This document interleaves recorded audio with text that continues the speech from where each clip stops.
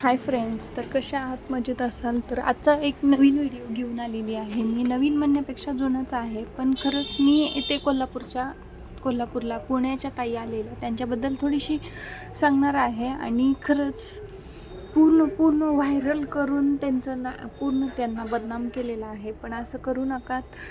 आता तरी बास करूया, कारण तिने वाद घातला, तिचे व्हिडिओ बनवून व्हायरल केले, तिला ट्रोलही केलं गेलं, तिच्या म्हणजे सगळं वापरून रील बनवल्या. पण कुणी हा विचार केलाच नाही की ती कुणाची तरी आई आहे, बायको आहे, बहीण आहे, लेक असेल कुणाची तरी. भलेही ती चुकीची असली आहेच, ती तिच्या लेकासाठी बोलत होती.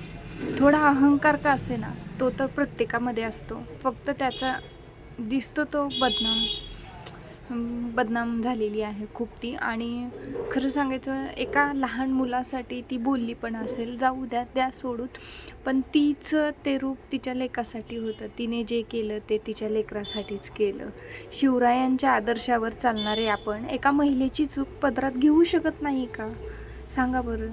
सोशल मीडियावर तिच्या इब्रतीशी खेळ चालवला जातो. एकीकडे सावित्रीबाई फुलेंना आदर्श आणि दुसरीकडे एका महिलेची समाज माध्यमांमध्ये खिल्ली उडवायची. त्या जागी आमच्या घरातली महिला भगिनी असती तर प्रत्येक गोष्टीला एक मर्यादा असायला हवी आहे ना. खूप बदनाम केलं रे तिनं. तिच्या मनामध्ये जर विचार आला, काही बरं वाईट करू तर नाही आहे तिने, पण खरंच विचार आला तर किती ही गोष्ट मनाला लागेल इतकंही.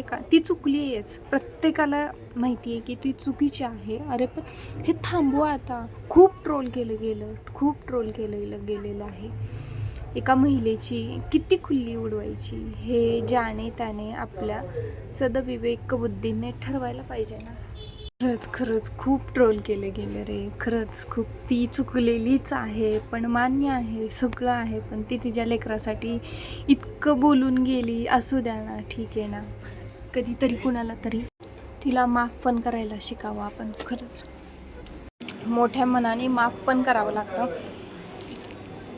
आणि खरंच जर तुम्हीही तिच्यासारखेच वागले आणि तिला ट्रोल करून पण तुम्हीही चुकीचंच वागत आहात ना.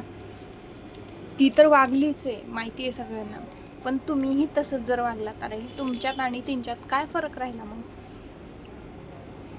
त्या व्यक्तीला खरंच माफ केलं पाहिजे आणि इतकंही ट्रोल करू नका. तिच्या लेकासाठी बोलली ती, पण कोणाची तरी आई पण आहे, बहीण आहे, बायको आहे. आपल्याही घरामध्ये बहीण आहे, बायको आहे, आई आहे. असा विचार करून तिला माफ करून द्या ना. आणि आता बास करूया.